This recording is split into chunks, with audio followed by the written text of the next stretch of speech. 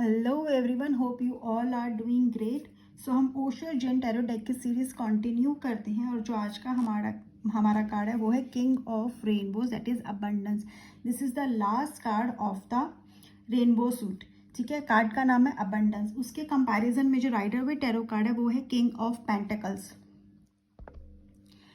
King of pentacles card को अगर हम देखते हैं तो it's a very positive card. ठीक है, और पेंटिकल्स हमें पता है मनी, और ये किंग ऑफ पेंटिकल्स है, मतलब it shows prosperity and abundance. Again Osho Jain के कार्ड का नाम ही अबंडेंस और इसका मतलब भी अबंडेंस ही है। और इसमें क्या है, this person who just flourished, ठीक है, और उसने मे बी ऐसा पर्सन जिसको मिला है या उसने अपनी मेहनत से किया, बट जो सिचुएशन दिखा रहे हैं कि बहुत अच्छा उसने अपना वेल्थ स्टेटस उसका होगा या आगे रीडिंग में भी आता है, या तो उसको बहुत अच्छा वेल्थ का उसका मनी स्टेटस बहुत अच्छा या आगे जाके बहुत हो चुका in not in money, otherwise भी this person is reliable, you can rely on this person and this person who wants a stable relationship, ये टाइम पास टाइप रिलेशनशिप्स में बिलीव करने वालों में से नहीं है, वो स्टेबिलिटी में बिलीव करता है। And it's not only he has lot of money, ठीक है, आसपास देखोगे फ्लरिश, ये प्रॉपर्टी है, ठीक है। एंड ऐसा लग रहा है कि if you see around that उसका the way he is dresses up is also he loves to dress up, ठीक है, और वो दिखता है, ठीक है, उसका रॉयल्टी, उसका लुक की प्रॉस्पेरिटी दिखती है। उसके बाद भी he knows how to handle the money, this doesn't mean that he is just spends, ठीक है, बिना सोचे समझे खर्चना नहीं। He understand the values of money, he hold it very gracefully, उसको पता है कितना इंपॉर्टेंट है इसको समझ के खर्च करना भी, right. So yes, this card shows abundance and prosperity. Now we'll coming to that Osho Jin card which says abundance. He is also the king of rainbows, right? अगर आप यहाँ कार्ड देखोगे ना तो this card is similar but not exactly the same as king of pentacles. सबसे पहले आप ऊपर देखिए, card again is a positive, abundance का मतलब ही यही है, पॉजिटिविटी है। बट यहाँ पे देखिए, यहाँ पे क्या है, मून, एंड यहाँ पर क्या है, सन, और ये 4 एलिमेंट्स, अर्थ, एयर, वाटर, फायर, 4 एलिमेंट्स का यहाँ पे क्या है, एक मर्ज किया गया है। तो ये क्या दिखा रहा है, यहाँ पर आप देखोगे मून एंड वो sun. So moon is water, sun is what, fire, right. तो वाटर और फायर मतलब 2 अपोजिट एलिमेंट्स को साथ में दिखाया गया in 2 directions.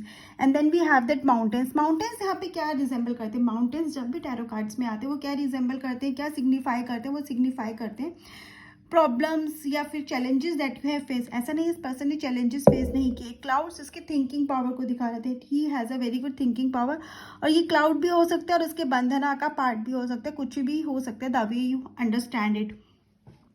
And look at is clouds के ऊपर से ना बुक है, बुक के ऊपर ये बैठा हुआ है, ये जो बुक है वो है विजडम की बुक, ठीक है, बुक ऑफ विजडम पे ही सिटिंग, और मतलब he has this knowledge, he has this sense, he has that logical power also. ऐसा नहीं किया, लेकिन अगर आप देखोगे तो ऐसा लगता है बड़ा ऐशो आराम वाला इंसान है, ठीक है। सो हम उसको और थोड़ा सा देखते हैं। क्लाउड्स अगेन यहाँ पे आप देखो ना तो ये क्लाउड्स ही हैं। ये क्लाउड्स हमें क्या सिग्निफाई करे, क्लाउड्स हमें सिग्निफाई करे that he believes in living the thoughtful living में, ठीक है। ऐसा नहीं है बस जी रहा है, पैसा है, खर्च कर रहा है, थॉटफुल लिविंग में, बट उसको देख के लगता है thoughtful living actually thoughtful living है। कैसे, अब हम उसको और समझेंगे। इसका पोस्टर देखो, इसकी जो एक नेकेड चेस्ट है, ये जो चेस्ट दिखा रहा है, ये क्या दिखा रहा है, इसकी वो जो मस्कुलिनिटी होती है ना, हमारी जो मस्कुलिन एनर्जी होती है उसको शो करता है यहाँ पर, ठीक है, विद द हेयर। अब यहाँ पर इसके हाथ में लोटस है, लोटस क्या शो करता है, फेमिनाइन एनर्जी को शो करता है। अगर यहाँ पे आप देखोगे ना तो this is not very clear but it looks like that fire, ठीक है, it looks like a little you can say, आप लोग भी बताना आपको क्या लग रहा है। अरे मुझे ऐसा लग रहा है जैसे वीनस का कुछ है, ठीक है, और ये उसको भी लगता है थोड़ा सा स्नेक जैसा है जो पिंक कलर में। तो ये क्या है, ये मस्कुलिन एनर्जी को रिप्रेजेंट कर रहा है, बट वो वाली मस्कुलिन एनर्जी जहाँ पे ईगो इश्यूज होते हैं, but it shows that masculine energy. Then you see that purple colour of this wardrobe, जो उसका लोअर का जो वार्डरोब है वो पर्पल है। पर्पल कलर क्या शोज करता है, स्पिरिचुअलिटी को शो करता है। ग्रीन कलर क्या शो होता है, क्या शो करता है, ग्रोथ को शो करता है। अगेन यहाँ पे भी देखो पर्पल है, क्लाउड्स में भी अगर हम देखें तो पर्पल है, दैट शो स्पिरिचुअलिटी। बैठा भी बुक ऑफ विजडम पे, मतलब he has that knowledge, spirituality की इसको नॉलेज है। लेकिन अगर हम देखें तो बॉडी नेकेड है, ये क्या दिखाता है, मटेरियलिस्टिक वर्ड को दिखाता है। ये वाइट जो है इसका नोट है वो क्या दिखा रहा है, वो इसके अंदर की इनोसेंस को या अंदर की प्योरिटी को भी शो करता है। एंड बियर्ड क्या शो करता है? एक्सपीरियंस को शो करती है, that he has experience of the life, और इसने लाइफ में काफ़ी कुछ एक्सपीरियंस किया है।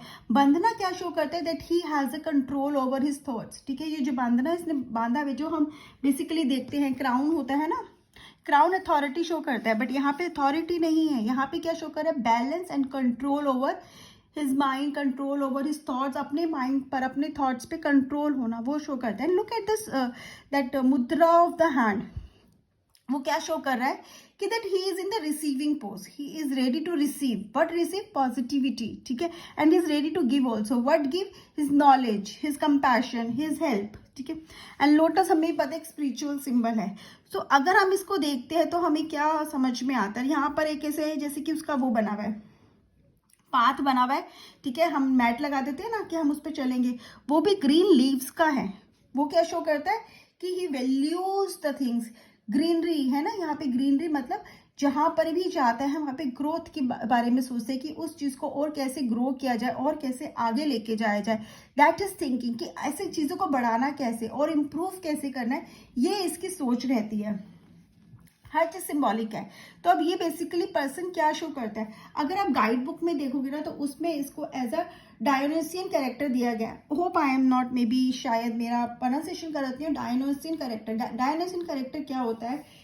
बेसिकली एक picture of a man, Zorba the Buddha, जिससे बोलते हैं Zorba the Buddha. Dionysian character का आप ऐसे समझ सकते हैं जो एंजॉय करना चाहता है, जो लाइफ को फुल्ली जीना चाहता है, उसको बोलते हैं डायनोसियन कैरेक्टर। इसका आप गूगल कर सकते हैं, बहुत कुछ पता लगेगा।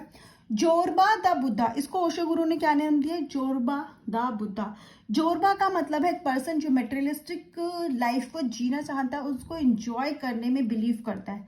बुद्धा वो जो स्पिरिचुअल लाइफ जी रहा है, ठीक है। और ये कौन है? ये जोरबा द बुद्धा है, जो मेटेरियलिस्टिक लाइफ भी जी रहा है और जो स्पिरिचुअल भी है, ठीक है, जो स्पिरिचुअल भी है। तो ही हैज दैट बैलेंस। तो ये पर्सन वो है जो दोनों लाइफ के बीच में, ये ना कहते हैं, ये क्या है? हमारा मन है, ये क्या है? हमारा दिमाग है, जो दोनों के बीच में बैलेंस क्रिएट कर रहा है, वो ये है, दैट इज जोरबा द बुद्धा। और ओशो गुरु हमें इसके थ्रू मैसेज क्या देना चाहते हैं? इस कार्ड का मतलब क्या है? ये रीडिंग में आए तो इसका क्या मतलब है? इसका मतलब है we need to create that balance in our life, ठीक है। कौन सा बैलेंस हमें क्रिएट करने की जरूरत है? हमें वो बैलेंस क्रिएट करने की जरूरत है जहां पे ना तो हम कंप्लीटली स्पिरिचुअल हो जाए, हम भक्ति में या इतना उसमें चले जाएं कि हम अपनी फैमिली की, अपनी ड्यूटीज को, जो हमारा फर्ज है उसे भूल जाए, और ना ही हम मेटेरियलिस्टिक वर्ल्ड में इतना ज्यादा खो जाए कि हमें बस यही समझ में आए कि हमें ये अपने ऊपर ध्यान दे, मेटेरियलिस्टिक वर्ल्ड में खो जाए कि हम उस हायर पावर को थैंक करना ही भूल जाए, ग्रेटफुल होना ही भूल जाए, जिसकी वजह से हमें सब कुछ मिला है। तो हमें जरूरत है उस बैलेंस की।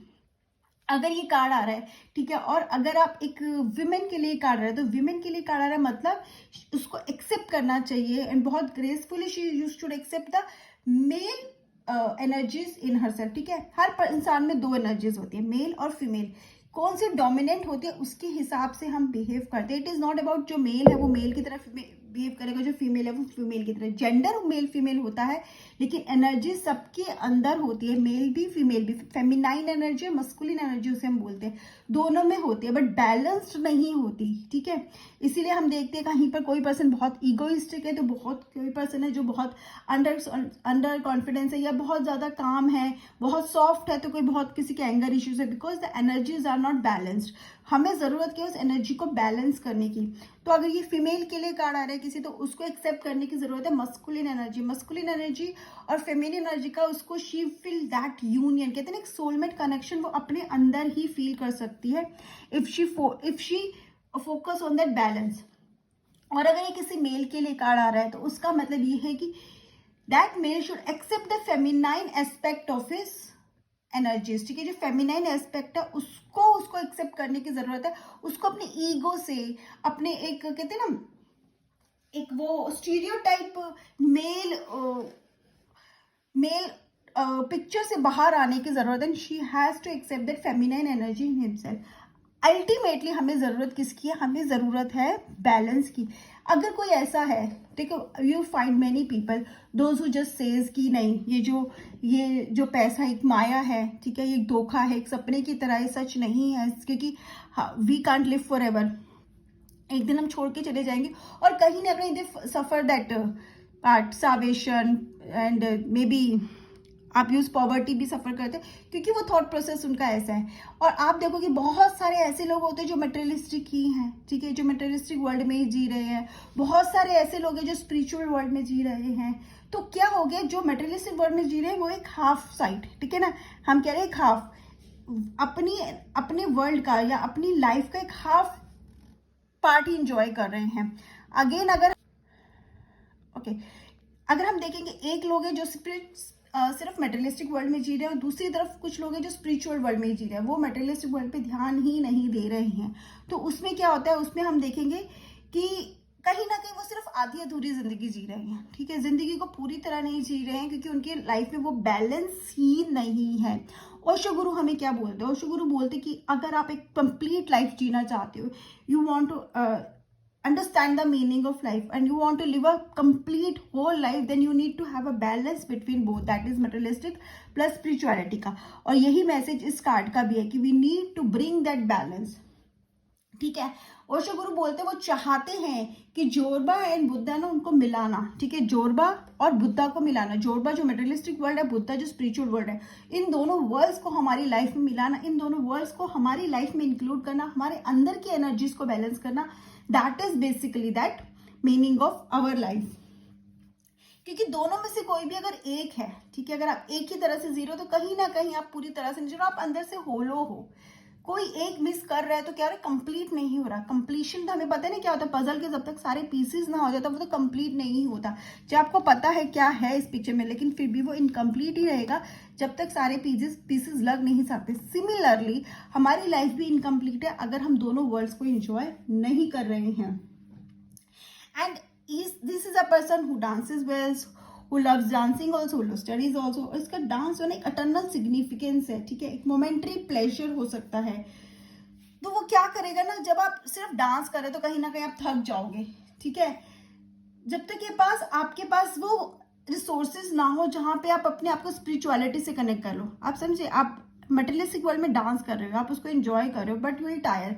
जब तक आप उसको कनेक्ट किससे नहीं कर लेते, कोस्मोस से कनेक्ट नहीं कर लेते, स्पिरिचुअलिटी से कनेक्ट नहीं कर लेते। जब दोनों चीजें एक साथ कनेक्ट होती है, this is just an example, तो उसका एक तो आप उसका मतलब बदल जाता है और फिर आप कभी थकते नहीं उस चीज में कभी आप हार नहीं मानते, क्योंकि जब स्पिरिचुअलिटी साथ में आ जाती है तो वो एटर्नल हो जाती है फीलिंग।